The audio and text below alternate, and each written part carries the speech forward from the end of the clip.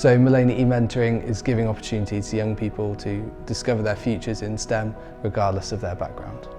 There's a lack of diversity in STEM careers, and some young people don't have the support or belief in themselves that they might actually be able to achieve a career in STEM in the future. In order to deliver our Mullany E-mentoring project, a couple of years ago we created our online mentoring platform, Mentora, which is a bilingual e-mentoring app where young people can get advice from volunteer mentors who are specialists in STEM areas. I became a mentor to help.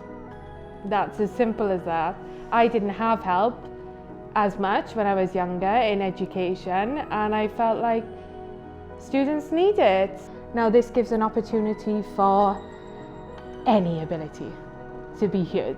This has just given me more opportunities. I had opportunities to go to dental school, to healthcare workshops, which I wouldn't have had if I didn't sign up. There's definitely a need for an online platform. It helps to reduce some of that anxiety, some of that stress of having to be face to face with someone.